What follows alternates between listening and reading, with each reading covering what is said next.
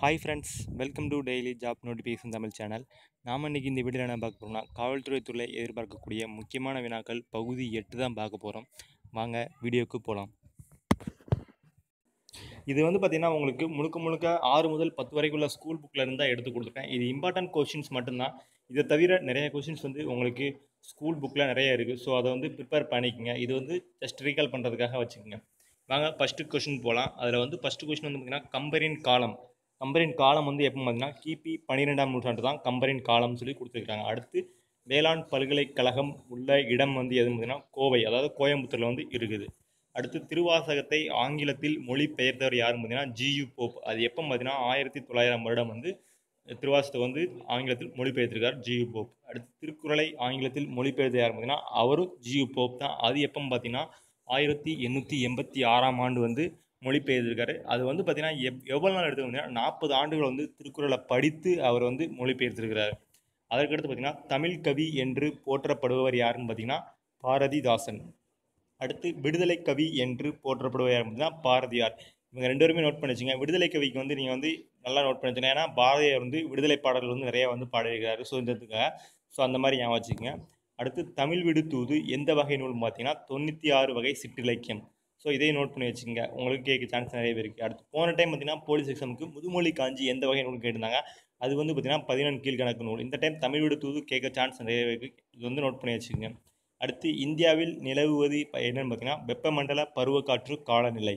அடுத்து வடகிழக்கு இந்திய பகுதியில் வீசும் உள்ளூர் புயல் எவ்வாறு அழைக்கப்படுகிறது பார்த்தீங்கன்னா நார்வெஸ்டர்ஸ்.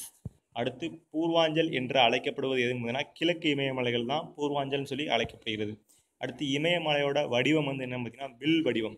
அடுத்து நாகரிகத்தின் முதுகெலும்பு என வர்ணிக்கப்படுவது எதுன்னு பார்த்தீங்கன்னா இரும்பு தான் நாகரிகத்தின் முதுகெலும்பு என வர்ணிக்கப்படுகிறது. அடுத்து ரிசர்வ் வங்கி ஆரம்பிக்கப்பட்ட ஆண்டு எப்போ பார்த்தீங்கன்னா 1935 ஏப்ரல் 1ஆம் தேதி ஆரம்பிக்கப்பட்டிருக்கிறது. அடுத்து ரிசர்வ் வங்கி தேசியமயமாக்கப்பட்ட ஆண்டு எப்போ பார்த்தீங்கன்னா 1949 ஜனவரி 1ஆம் தேதி தேசியமயமாக்கப்பட்டிருக்கிறது. அடுத்து பார்த்தீங்கன்னா மக்கள் தொகை கோட்பாட்டை வரையறுத்தவர் யாருன்னு பார்த்தீங்கன்னா மால்தஸ். அவர் தான் மக்கள் தொகை கோட்பாட்டை வரையறுத்திருக்கிறார். அடுத்து மலேரியா நோய் பரவும் முறையை கண்டறிந்ததற்காக சர் ரெனால்ட் ரோஸ் அவர்களுக்கு எப்பொழுது நோபல் பரிசு வழங்கப்பட்டது பார்த்தீங்கன்னா 1902ஆம் ஆண்டு நோபல் பரிசு வழங்கியிருக்காங்க. அதாவது மலேரியா நோய் ஒரு பெண் அனாபிலஸ் கொசு மூலமாக பரவுதுன்னு சொல்லி அவர் கண்டுபிடிச்சார். அதற்காக அவருக்கு நோபல் பரிசு கொடுத்துருக்காங்க. அது எப்போ எந்த வருஷம் பார்த்தீங்கன்னா 1902ஆம் ஆண்டு நோபல் பரிசு கொடுத்துருக்காங்க. அடுத்து காற்று மூலம் எதில் மகரந்த சேர்க்கை நடைபெறுகிறதுனா புல், அதில் தான் காற்று மூலம் மகரந்த சேர்க்கை நடைபெறுகிறது. இது 10th ஸ்கூல் புக்கில் புக் பேக் கொஸ்டினாக கொடுத்துருக்குறாங்க. ஸோ இதை நோட் பண்ணி வச்சுக்கோங்க. அடுத்து கடின நீரை மென்னீராக்க பயன்படுகிறது சலவை சோடா. அதுதான் கடின நீரை மென்னீராக்க பயன்படுகிறது. அடுத்து உலக புவி தினம் எப்போ பார்த்தீங்கன்னா ஏப்ரல் 22ஆம் தேதி தான் புவி தினம் சொல்லி கொடுத்துருக்காங்க. இது 7th ஸ்டாண்டர்ட் ஸ்கூல் புக்கில் இருக்குது. அடுத்து நவீன உலகிற்கு சீனா கொடுத்துள்ள மிகப்பெரிய நன்கொடை எதுனா தேநீர். அதுதான் நவீன உலகிற்கு சீனா கொடுத்துள்ள மிகப்பெரிய நன்கொடைன்னு சொல்லி ஸ்கூல் புக்கில் கொடுத்துருக்காங்க.